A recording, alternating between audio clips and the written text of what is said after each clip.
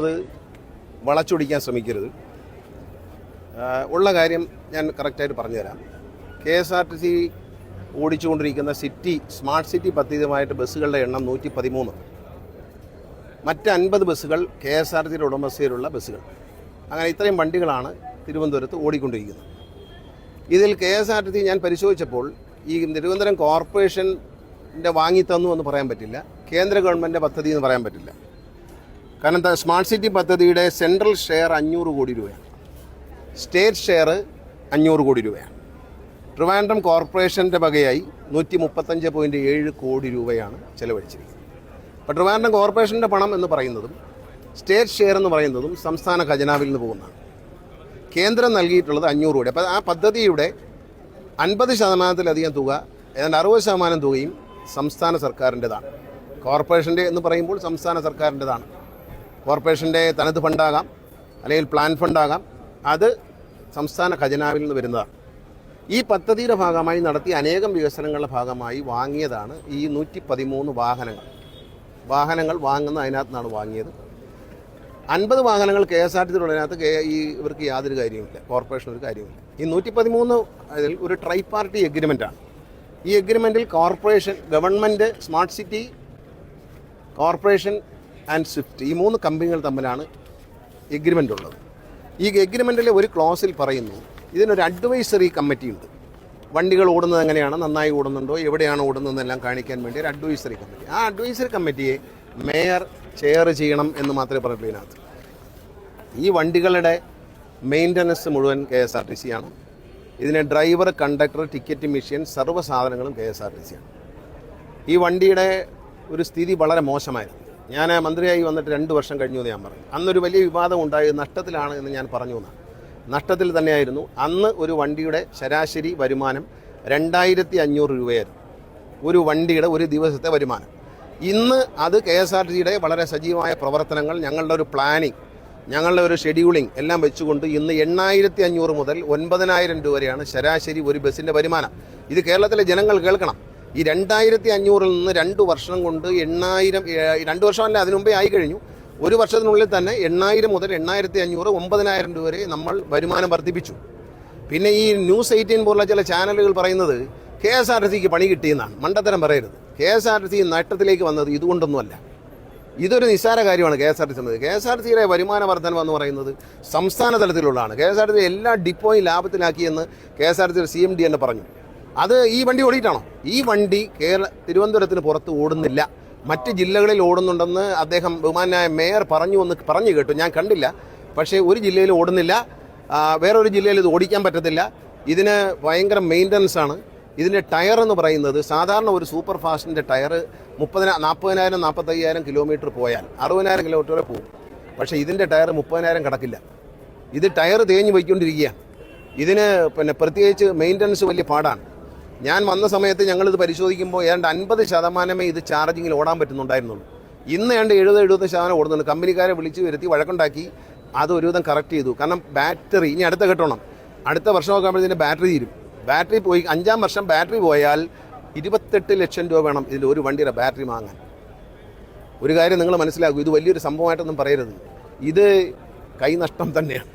കാരണം 28 ലക്ഷം രൂപ കൊടുത്താൽ ഒരു മിനി ബസ് കിട്ടും, ഡീസൽ മിനി ബസ് കിട്ടും. അപ്പോൾ നമ്മൾ വാങ്ങിയല്ലോ, ഐഷറിൻ്റെ വണ്ടി വാങ്ങി, നിങ്ങൾ കണ്ടതാണ്. ആ വണ്ടിയുടെ ശരാശരി കിലോമീറ്റർ വരുമാനം എന്ന് പറയുന്നത് 52 രൂപ വരെ വരുന്നുണ്ട്. കോടി വരെയാണ് ഇപ്പോൾ പുതുതായിട്ട് വരുന്നുണ്ട്. അതിൻ്റെ വില എന്ന് പറയുന്നത് 28 ലക്ഷം. ഇതിൻ്റെ വില 1 കോടി രൂപയാണ് ഒരു വണ്ടിക്ക്. ഒരു വണ്ടിക്ക് 1 കോടി രൂപ.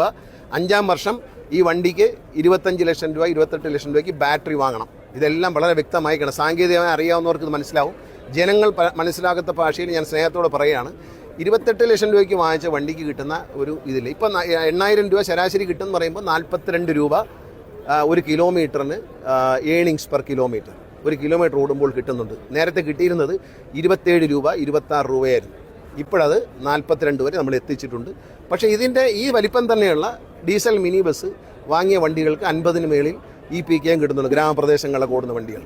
പിന്നെ നെടുമങ്ങാട് താമസിക്കുന്നവരെയും, പോത്തൻകോട് താമസിക്കുന്നവരെയും, ആറ്റിങ്ങൽ താമസിക്കുന്നവരെയും, നെയ്യാറ്റിൻകര താമസിക്കുന്നവരെയും തിരുവനന്തപുരത്തേക്ക് കൊണ്ടുവരാൻ പറ്റില്ല, വണ്ടി കയറ്റൂല എന്ന് പറയാൻ കേരള സർക്കാരിന് കഴിയില്ല, ഞങ്ങളുടെ സർക്കാരിന് കഴിയില്ല. അത് ഞങ്ങൾ പറയില്ല.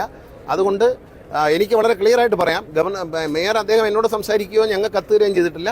വളരെ ഫ്രീ ഹാൻഡായിട്ട് പറയുന്നു. അദ്ദേഹത്തിന് ഉറപ്പ് നൽകുകയാണ്, അദ്ദേഹം ഇത് ഞങ്ങൾക്ക് വേണമെന്ന് എഴുതി തന്നാൽ 24 മണിക്കൂറിനുള്ളിൽ ഈ 113 വണ്ടികളും കോർപ്പറേഷൻ തിരിച്ചു കൊടുത്തേക്കാം. കോർപ്പറേഷൻ അത് കൊണ്ടുപോയി അവർക്ക് ഇഷ്ടമുള്ള സ്ഥലത്തിടാം. ഞങ്ങളുടെ ഡിപ്പോയിൽ നിന്ന് ഇടാൻ ഞങ്ങൾ പകരം 150 വണ്ടികൾ പുറത്തുനിന്ന് കൊണ്ടുവരും. വേറെ ഒന്നുമല്ല, ഈ ഗ്രാമപ്രദേശം പോത്തൻകോട് എന്നുള്ളവർക്ക് കോർപ്പറേഷൻ എന്ന് പറയുന്ന ഒരു ഉദാഹരണം പറയാം. കോർപ്പറേഷൻ വന്ന് നിൽക്കുന്നത് കടക്കൂട്ടത്താണ്. കണിയാപുരത്താണ് ബസ് സ്റ്റോപ്പ് നമുക്ക് സ്റ്റേഷനുള്ളത്. കണിയാപുരത്ത് നല്ല ഓപ്പറേറ്റ് ചെയ്യാൻ പറ്റും. ഈ കോർപ്പറേഷൻ അതിർത്തി കിടക്കുന്ന പോത്തൻകോട് ഭാഗത്തേക്കുള്ള പല പ്രദേശങ്ങളുണ്ട്. ശ്രീകാര്യം ആ ഭാഗത്ത് ഇങ്ങനെ വന്നു കഴിഞ്ഞാൽ പോത്തൻകോടിൻ്റെ ഭാഗമായി ബന്ധപ്പെട്ട് അവിടെ നിന്നുള്ളവർക്ക് യാത്രയുണ്ട് നഗരത്തിലേക്ക്. നെയ്യാറ്റിൻകരയുള്ളവരെ കൊണ്ടുവന്നിട്ട് കരമനയിൽ ഇറക്കി പിന്നെ പാപ്പനംകോട് ഇറക്കി വിട്ടിട്ട് വേറെ വണ്ടി കയറാൻ പറയാൻ പറ്റത്തില്ല. KSRTC സംബന്ധിച്ച് നെയ്യാറ്റിൻകരയിൽ നിന്ന് യാത്രക്കാർ കയറിയിട്ടുണ്ടെങ്കിൽ കൊണ്ടുവരും. പിന്നെ നെയ്യാറ്റിൻകരയ്ക്കും ആറ്റിങ്ങിനൊക്കെ ഓടുന്ന പല വണ്ടികളും ഞങ്ങളുടെ വണ്ടിയാണ്. ഞങ്ങൾക്ക് 50 വണ്ടിയുണ്ട്, ബാറ്ററി വണ്ടി. അതാണ് ഓടുന്നത്. ലോൺ എടുത്ത് ഞങ്ങൾ വാങ്ങിച്ച വണ്ടിയാണ് കിഫ്ബിയിൽ നിന്ന്. ആ വണ്ടികൾ ഓടുന്നുണ്ട്. ആ വണ്ടി ഓടിക്കും. അതിനാരുടെ അനുവാദം ആവശ്യമില്ല. പിന്നെ ഈ ഞാൻ പരിശോധിച്ചപ്പോൾ ഈ 113 കിലോമീറ്റർ വണ്ടികളിൽ 3-4 കിലോമീറ്ററാണ് ചില വണ്ടികൾ ഔട്ടറിലേക്ക് പോകുന്നത്. ഈ എഗ്രിമെൻറ്റ് പ്രകാരം ഇതിൻ്റെ GPS പൊസിഷൻ പരിശോധിക്കാനുള്ള ചുമതല ഏൽപ്പിച്ചിരിക്കുന്നത് സ്മാർട്ട് സിറ്റി CEOയ്ക്കാണ്. അവർക്ക് അപ്പോഴപ്പോൾ കിട്ടിക്കൊണ്ടിരിക്കില്ലേ, കണ്ടോളൂ. ആവശ്യമില്ലാത്ത കാര്യങ്ങൾ പറയണ്ട. ഇങ്ങനെയുള്ള കാര്യങ്ങൾ പറഞ്ഞ് രാഷ്ട്രീയം അതല്ല. ഞാനൊരു കാര്യം പറയുന്നു, കേരളത്തിലെ ജനങ്ങളെ, തിരുവനന്തപുരത്തെ ജനങ്ങളെ ബുദ്ധിമുട്ടിക്കില്ല. എപ്പോഴാണോ കോർപ്പറേഷന് ഈ സാധനം ഞങ്ങൾ എടുക്കാം എന്ന് പറഞ്ഞൊരു കത്ത് CMDക്ക് കൊടുത്താൽ മതി. 24 അവേഴ്സിനുള്ളിൽ അവർ പറയുന്ന സ്ഥലത്ത് ഈ വണ്ടി ഇട്ട് കൊടുക്കും. പകരം 113 വണ്ടിക്ക് പകരം 150 വണ്ടി, അതിലധികം വണ്ടി ഞാൻ സർക്കാരിൻ്റെ ഭാഗത്ത് നിന്ന് ഞങ്ങൾ ഈ കേരളത്തിലെ തിരുവനന്തപുരത്തെ ജനങ്ങൾക്കും യാത്രക്കാർക്കും ഉറപ്പ് നൽകുന്നു. പറഞ്ഞാൽ 24 മണിക്കൂർ പറഞ്ഞാൽ 24 മണിക്കൂറിൽ ഈ 150 വണ്ടിയും സിറ്റിയിലുണ്ടായിരിക്കും, ഓടിയിരിക്കും. അത് സിറ്റിക്ക് പുറത്തുനിന്ന് ഓടിക്കും, നെടുമങ്ങാടെന്ന് ഓടിക്കും. നെടുമങ്ങാടെന്നുള്ളൊരു തിരുവനന്തപുരത്ത് വരണ്ടേ, നെയ്യാറ്റിൻകരയുള്ളൊരു തിരുവനന്തപുരത്ത് വരണ്ടേ, ബാലരാമപുരത്തുള്ളൊരു തിരുവനന്തപുരത്ത് വരണ്ടേ. അപ്പോൾ അങ്ങനെ ഒരു പ്രദേശത്ത് മാത്രം ഓടിക്കുക. എഗ്രിമെൻറ്റിലും പറഞ്ഞിട്ടുണ്ട്, പീക്ക് അവേഴ്സിൽ സിറ്റിക്കകത്ത് മാക്സിമം ഓടിയതിനു ശേഷം സബർബനിലുള്ള യാത്രക്കാരെ കൂടി സിറ്റിയിലേക്ക് കൊണ്ടുവരണം എന്ന് എഗ്രിമെൻറ്റ് പറഞ്ഞിട്ടുണ്ട്. ഇതൊക്കെ അദ്ദേഹത്തെ ആരോ തെറ്റിദ്ധരിപ്പിച്ചാണ്. വായിച്ചു നോക്കുക, പഠിക്കുക, പഠിച്ചിട്ട് മറുപടി പറയുക. ഞാൻ പറഞ്ഞില്ല, എന്നിട്ടും നിർത്തിയില്ലെങ്കിൽ വളരെ സന്തോഷത്തോടുകൂടി വണ്ടി തിരിച്ചു കൊടുക്കാൻ KSRTC തയ്യാറാണ്. CMDക്ക് എന്നെപ്പോലും കാണണ്ട, CMDക്ക് ഒരു കത്ത് കൊടുത്തോളൂ. 24 അവേഴ്സിനുള്ളിൽ വണ്ടി നിങ്ങൾ പറയുന്ന സ്ഥലത്ത് പാർക്ക് ചെയ്ത് തരും. ഡ്രൈവർ ഞങ്ങളുടേതാണ്, കണ്ടക്ടർ ഞങ്ങളാണ്, ടിക്കറ്റ് മെഷീൻ ഞങ്ങളുടേതാണ്, വർക്ക്ഷോപ്പ് ഞങ്ങളുടേതാണ്, എല്ലാം ഞങ്ങളുടേതാണ്. ഞങ്ങൾ വേറെ വണ്ടി ഇറക്കും. അതൊക്കെ അവരുടെ കാര്യം, എനിക്കറിഞ്ഞൂടാ. അവർക്ക് അതിന് കഴിവുണ്ടെങ്കിൽ അവർ നടത്താം. ഞാൻ ആരുടെയും കഴിവിനെ കുറച്ച് കാണുന്നില്ല. നമ്മൾക്ക് വേണ്ടാന്നുള്ളതാണ്. നമുക്ക് ഇതുകൊണ്ടാണ് KSRTC ജീവിക്കുന്നതെന്ന് ന്യൂസ് 18 പോലുള്ള ചാനലുകൾ വ്യാജ പ്രചരണം നടത്തരുത്. KSRTCയുടെ ലാഭം ഇവിടെയല്ല. KSRTCയിൽ ഉണ്ടായിക്കൊണ്ട നേട്ടം എന്ന് പറയുന്ന കേരളം മുഴുവനാണ്. ആര്യങ്കാവ് ഡിപ്പോ അടക്കമുള്ള കൊച്ചു കൊച്ചു ഡിപ്പോകൾ പോലും ലാഭത്തിലാക്കിയ KSRTC ജീവനക്കാരുടെയും ജനങ്ങളുടെയും വിജയമാണത്. അല്ലാതെ ഇതുകൊണ്ടെന്തോ KSRTCക്ക് ഒരു പണി കിട്ടി, ഒരു പണിയില്ല. എടുത്തോ, അടുത്ത വണ്ടി 113 വരെ 150 വണ്ടി ഞാൻ തിരുവനന്തപുരത്തെ ജനങ്ങൾക്ക് ഓഫർ ചെയ്യുന്നു. പറഞ്ഞാൽ ചെയ്തിരിക്കും, ഒരു സംശയമോ കാര്യത്തിൽ. വേണമെങ്കിൽ എടുത്തു. അല്ല, ലോഹ്യത്തിലാണെങ്കിൽ ലോഹ്യത്തിൽ. നമ്മൾ ഓടിക്കുന്നതിന് ഒരു വിരോധമില്ല. ഇങ്ങനെ പോകട്ടെ, ഇങ്ങനെ പോകണമെന്നാണ് എൻ്റെ ആഗ്രഹം. ഞങ്ങൾ ആഗ്രഹിക്കുന്നത് അങ്ങനെ തന്നെയാണ്. ഇത് ഡെമോക്രസിയാണ്. അപ്പം അദ്ദേഹത്തിനെ ആരെങ്കിലും തെറ്റിദ്ധരിപ്പിച്ചിട്ടുണ്ടെങ്കിൽ അദ്ദേഹം കാര്യം മനസ്സിലാക്കുക. എന്നോട് അദ്ദേഹത്തിന് സംസാരിക്കാമായിരുന്നല്ലോ. എന്നെ വിളിച്ചിരുന്നെങ്കിൽ ഞാൻ ഫോൺ എടുക്കുമായിരുന്നല്ലോ. എന്നെ ആരും വിളിച്ചിട്ടില്ല. ഞാൻ സത്യത്തിൽ മാധ്യമങ്ങളിൽ കണ്ടു, ഞാൻ നേരിട്ട് കണ്ടതുമില്ല. പിന്നീട് നിങ്ങൾ പറഞ്ഞതിന് ശേഷം പലരും പറഞ്ഞപ്പോൾ ഞാൻ യൂട്യൂബിൽ കയറിയിട്ട് നോക്കി മനസ്സിലാക്കിയായിരുന്നു. അദ്ദേഹത്തെ ആരോ തെറ്റിദ്ധരിപ്പിച്ചതാണ്. അങ്ങനെ ഒരു പരിപാടി പിന്നെ അത് വിജയിപ്പിക്കാം എന്നൊക്കെ കോൺഫിഡൻസ് ഉണ്ടെങ്കിൽ എടുത്തോട്ടെ. നമ്മൾ റെഡിയാണ്. ഇതിൽ കൂടുതൽ എന്താ പറയാൻ പറ്റുന്നത്? എടുത്തോളൂ. 113 വണ്ടി 24 മണിക്കൂറിനകം തിരിച്ചു തരാം. അവിടെ ഏൽപ്പിച്ചേക്കാം. എവിടെയാണെന്ന് പറയണം. പക്ഷേ ഇവിടെ അങ്ങ് നമ്മുടെ സ്ഥലത്തൊന്നും കൊണ്ടിടാൻ പറ്റില്ല. ഞങ്ങളുടെ സ്ഥലത്ത് ഞങ്ങളുടെ വണ്ടി വരും. കാരണം 250 വണ്ടി വരെയല്ലേ. അവർക്ക് പ്രൈവറ്റ് ബസ് ഓടുന്നതൊക്കെ ഓടാൻ കുഴപ്പമില്ല. അതൊന്നും കുഴപ്പമില്ല. അതിലൊന്നും ഒരു വിരോധമില്ല. പക്ഷെ അത് ആവശ്യമില്ലാത്ത കാര്യങ്ങൾ, ഇപ്പം നോർമലി സ്മൂത്തായി പോയിക്കൊണ്ടിരിക്കുന്ന കാര്യങ്ങളെ അലങ്കോലപ്പെടുത്തുന്നത് ഒരു ഭരണ സംവിധാനത്തിൽ, ഡെമോക്രസിയിൽ നല്ലതല്ല എന്ന് മാത്രം ഒരു ജ്യേഷ്ഠ സഹോദരനെ പോലെ ഒരു ഉപദേശം. അത്രയും നമുക്കൊരു പ്രശ്നമല്ല കേട്ടോ. KSRTC ഇതുകൊണ്ടാണ് ജീവിക്കുന്നത് ആരും പ്രചരിപ്പിക്കരുത്. KSRTC ഇതുകൊണ്ടല്ല ജീവിക്കുന്നത്. ശരിയാണ്. Okay, thank you.